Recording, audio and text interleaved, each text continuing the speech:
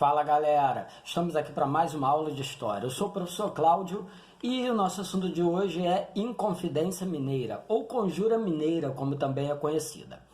Essa rebelião que ocorreu em Minas Gerais é uma das revoluções separatistas que vão ocorrer no Brasil no século XVIII.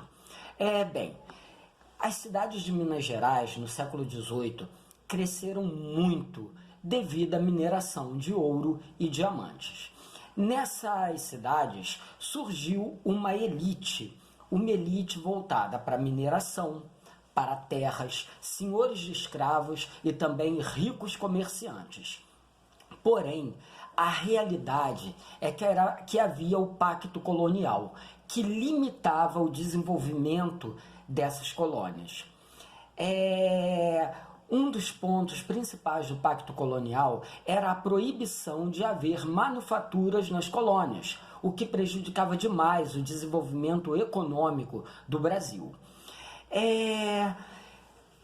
E os filhos dessa elite econômica vão ser enviados para estudar na Europa, nas universidades de Paris, de Coimbra, de Lisboa. Só que na Europa está rolando o Iluminismo, que é um grande movimento intelectual que se opõe ao poder absoluto nas mãos do rei, o absolutismo. O Iluminismo se baseava no liberalismo, que defendia, entre muitos pontos, um governo republicano, um governo representativo.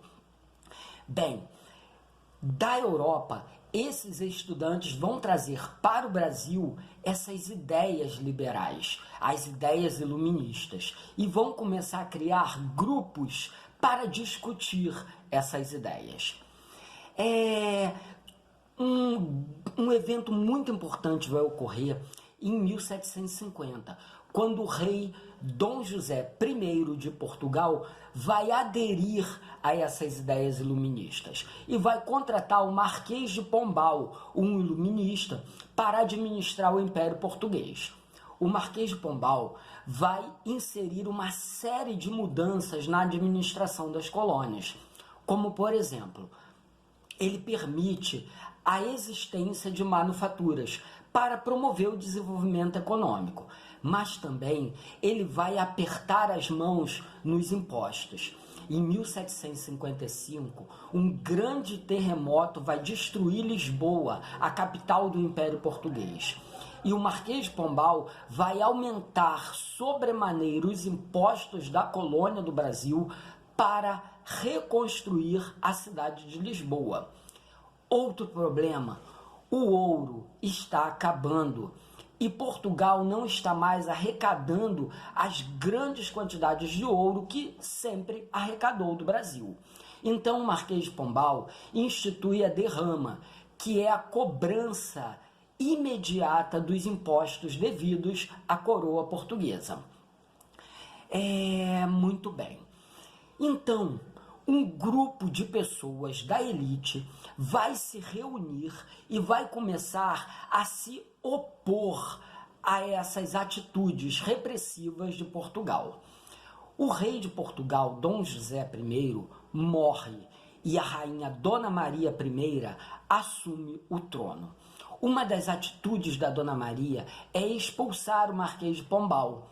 E ela também emite o Alvará de 1785, que proibia novamente que houvesse manufaturas no Brasil, o que vai desagradar em muito alguns empresários que já têm as suas fábricas, principalmente de tecidos e calçados, no Brasil. Muito bem. Como foi dito, esses conspiradores, eles são da elite, com uma exceção: um cidadão chamado Joaquim José da Silva Xavier, um militar, chefe pela segurança, pelas tropas locais. Esse cara entrou para a história com o nome de Tiradentes, porque ele era uma espécie de tratador de cabeça. Ele era barbeiro, ele era cabeleireiro e ele também cuidava dos dentes das pessoas. Daí o seu apelido de Tiradentes. Bom, Um dos conspiradores, o Joaquim Silvério dos Reis, ele vai delatar a conspiração à coroa portuguesa. Ele fez isso porque ele devia altas somas de impostos à coroa e, em troca do perdão das suas dívidas, ele vai delatar essa conspiração. O que esses conspiradores desejavam? Eles queriam instaurar no Brasil uma república nos moldes da estadunidense. Porém, não era uma república que abarcasse todo o país. Na verdade, eles queriam unir a capitania de Minas Gerais, de São Paulo e a capital do Rio de Janeiro, para que eles tivessem uma saída para o mar e eles mantivessem a grande riqueza econômica dessas regiões nas mãos desse novo país. Porém,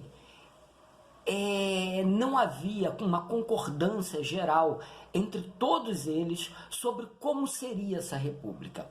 Um dos pontos principais era se a escravidão deveria ser abolida ou não, porque muitos desses conspiradores eram senhores de escravos.